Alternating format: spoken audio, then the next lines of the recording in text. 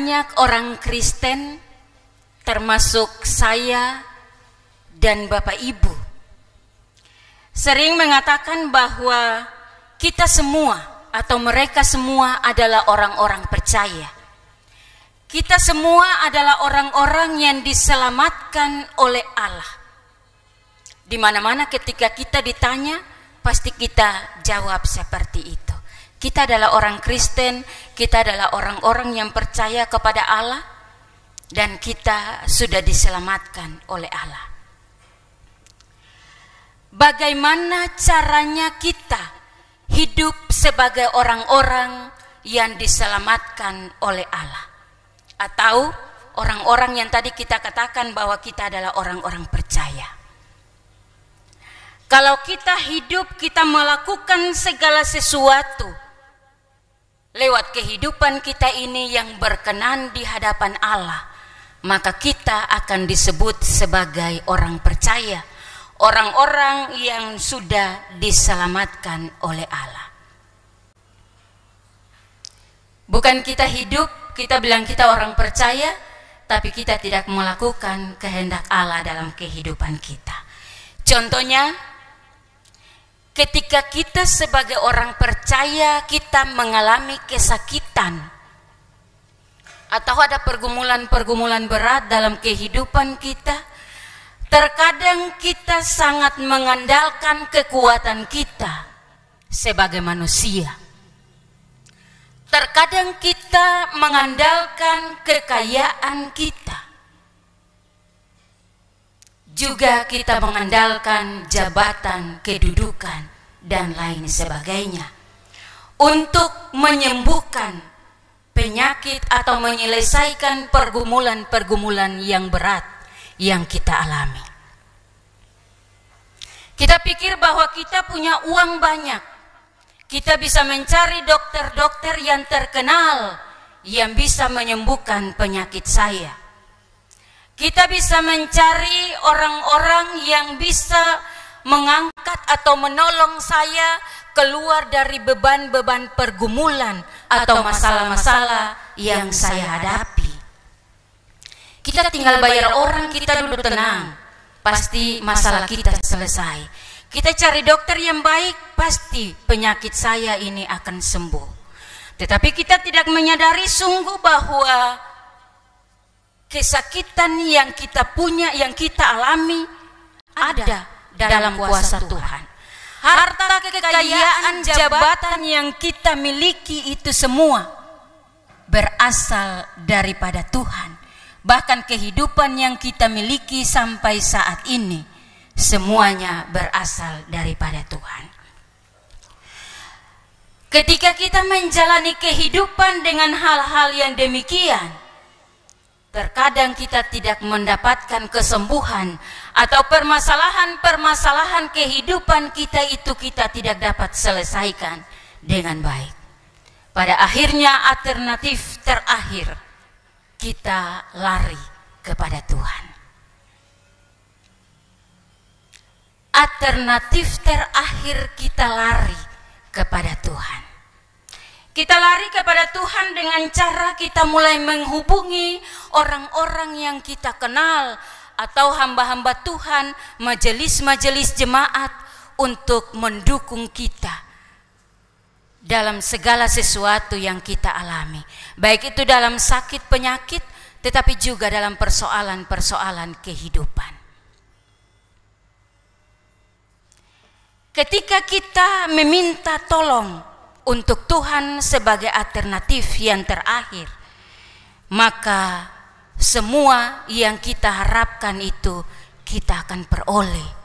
Karena memang semua yang kita dapatkan, semua yang kita miliki dalam hidup ini hanya berasal daripada Tuhan.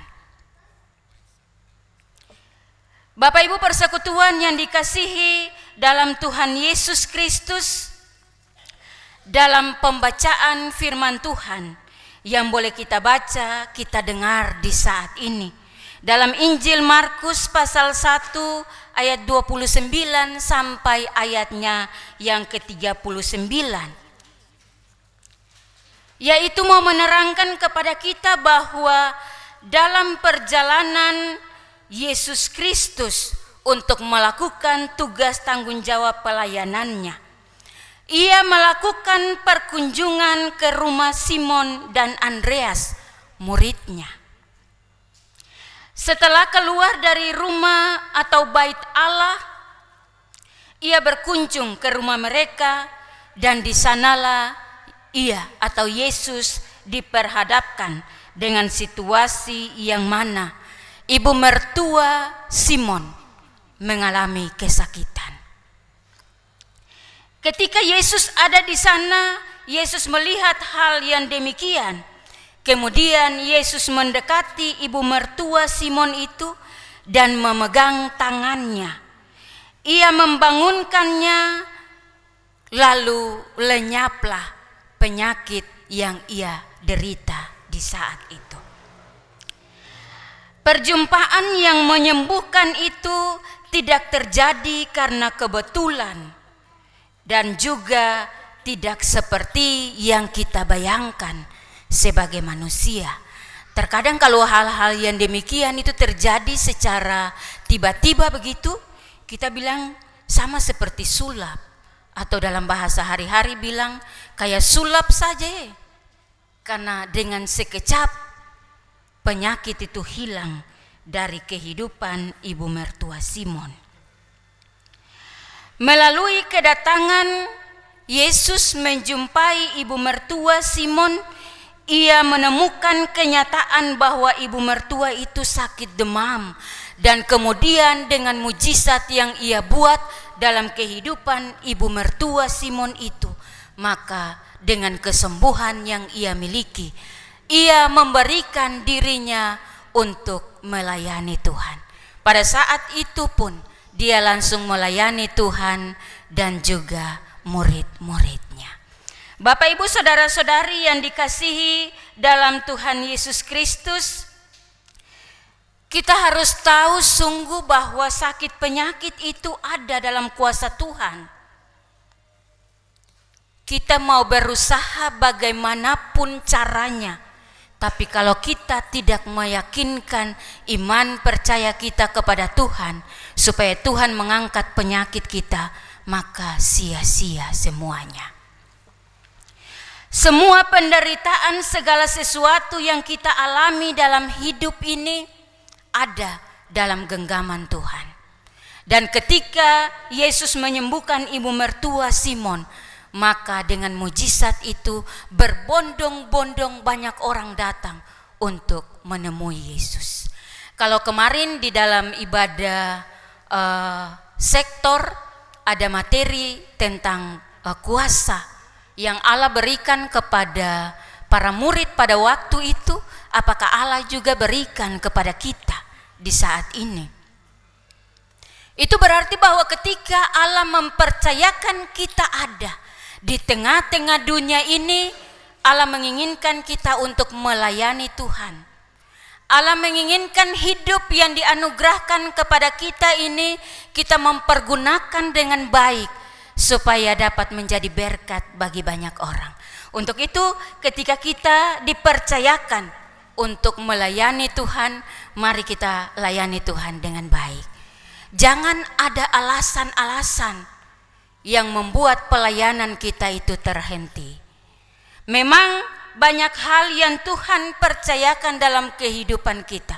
Ada tugas tanggung jawab pelayanan dalam keluarga, ada tugas tanggung jawab pelayanan di tempat di mana kita bekerja, tetapi juga ada tugas tanggung jawab pekerjaan pelayanan dalam pekerjaan Tuhan.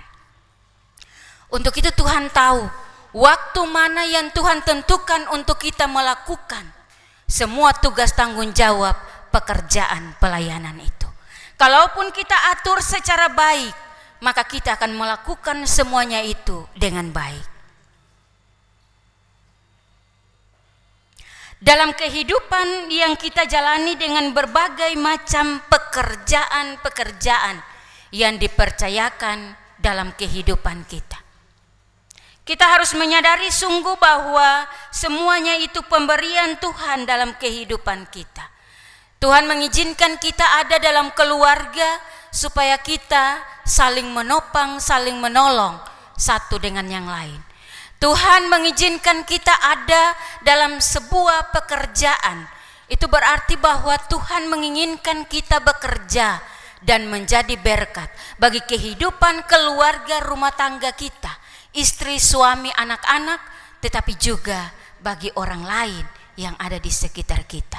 Tuhan mengizinkan kita ada dalam persekutuan berjemaat seperti ini. Tuhan menginginkan kita menjadi berkat, menjadi garam dan terang bagi orang lain, supaya lewat kehidupan kita ini orang lain bisa melihat bahwa Tuhan itu ada. Tuhan itu bertakhta, berkuasa dalam kehidupan semua orang. Bukan saja kita yang bilang orang percaya, tetapi juga orang-orang yang tidak seiman dengan kita. Terkadang kita bilang kita orang percaya, kita mengenal Tuhan. Tetapi dalam firman Tuhan bilang iblis juga mengenal Tuhan. Waktu Tuhan datang di pembacaan kita minggu lalu, Tuhan masuk dalam rumah ibadat itu, langsung iblis mengatakan, orang yang kerasukan setan itu mengatakan bahwa, kenapa engkau ke sini? Apakah engkau mau melenyapkan kami? Aku mengenal engkau. Engkau adalah Tuhan yang berasal dari sorga. Bapak Ibu, jadi bukan saja orang Kristen, orang percaya mengenal Tuhan. Semua orang mengenal Tuhan. Tetapi yang menjadi sesuatu yang unik, yang bisa dibedakan orang yang memang benar-benar mengenal Tuhan dengan orang yang hanya sekedar mengenal Tuhan. Yang bisa dibedakan itu ketika kita sebagai orang-orang percaya yang bilang mengenal Tuhan, mau melakukan kehendaknya dalam kehidupan kita. Kita mau menyatakan semuanya dalam kehidupan kita lewat perilaku, tutur kata kita yang kita tunjukkan kepada orang lain, supaya lewat apa yang kita lakukan dalam kehidupan kita, orang lain bisa melihat bahwa memang benar kita ini adalah anak-anak Tuhan yang sudah diselamatkan olehnya.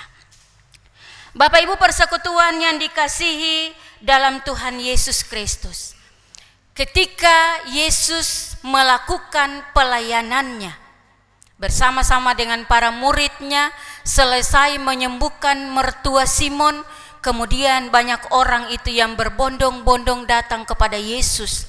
Yesus pun menyembuhkan mereka dari sakit mereka.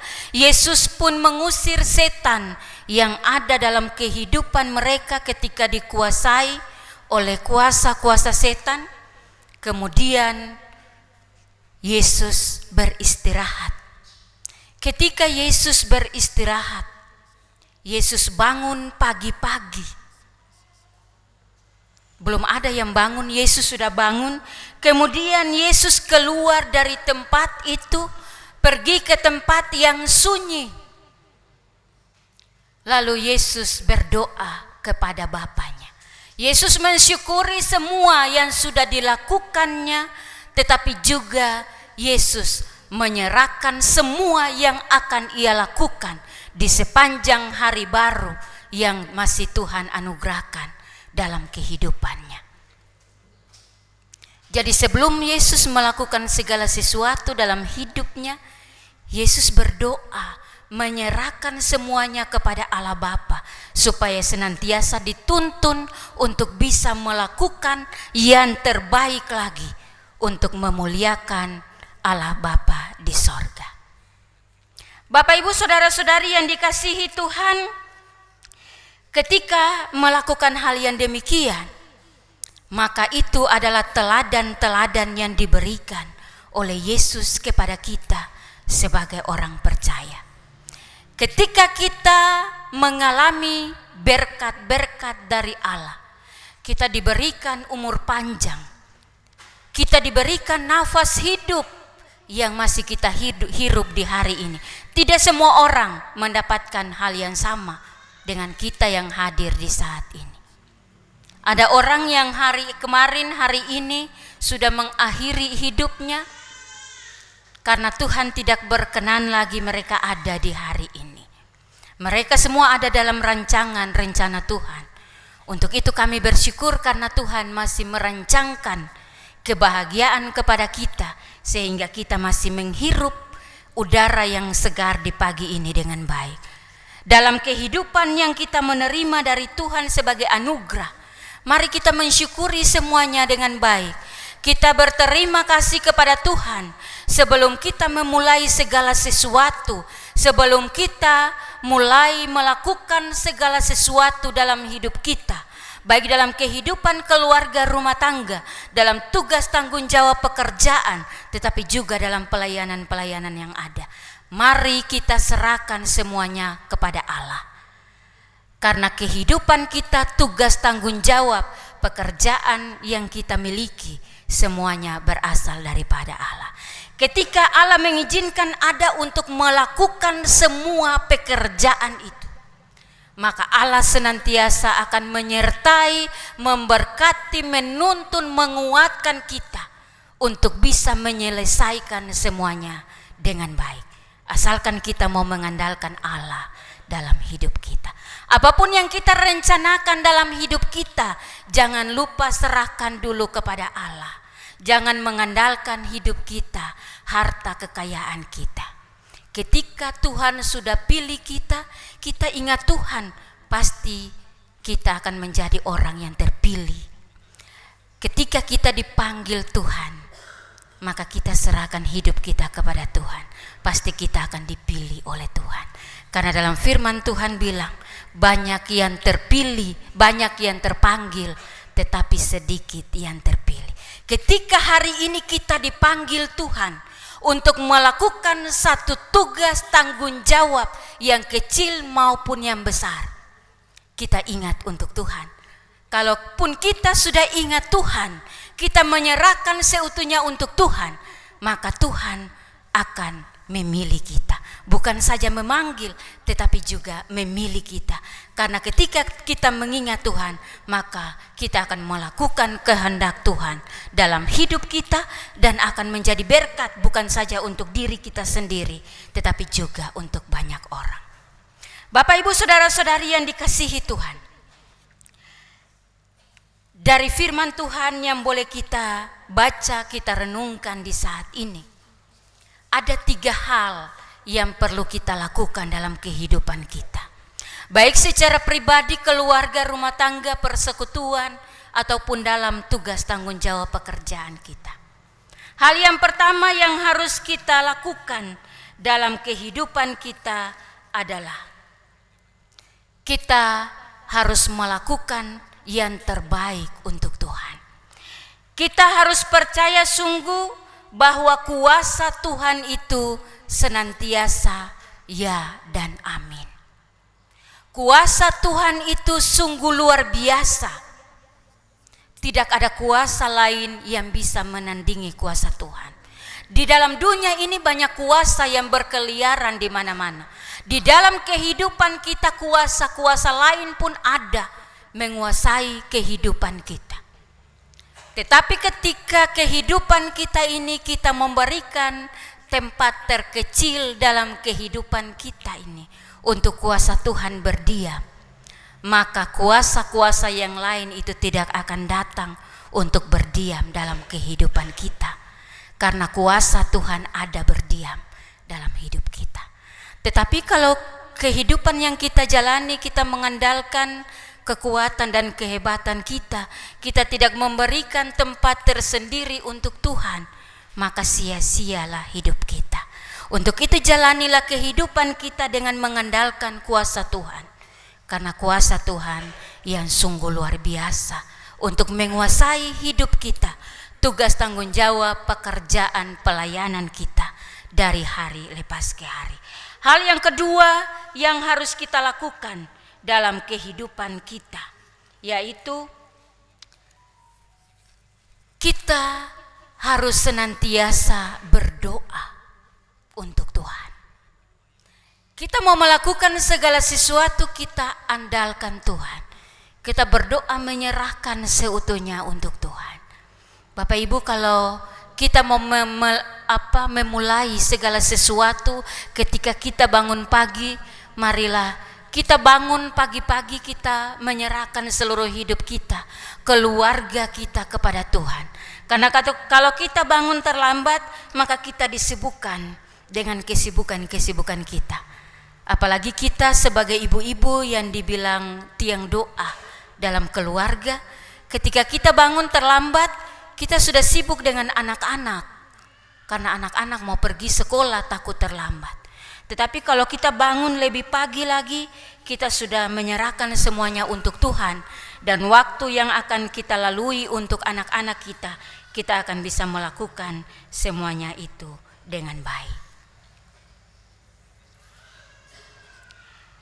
Hal yang ketiga yang harus kita lakukan dalam kehidupan kita, yaitu kita harus meresponi apa yang Tuhan berikan dalam kehidupan kita dengan baik.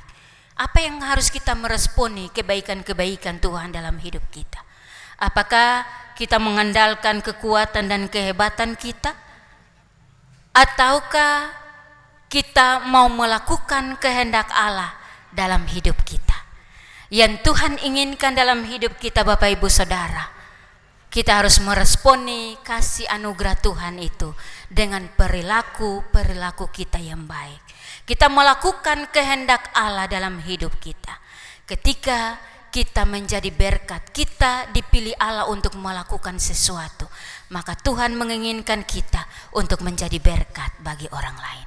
Ketika kita dipilih Allah untuk menjadi hamba-hambanya, maka Tuhan percayakan kita untuk menyampaikan Injil itu kepada orang lain.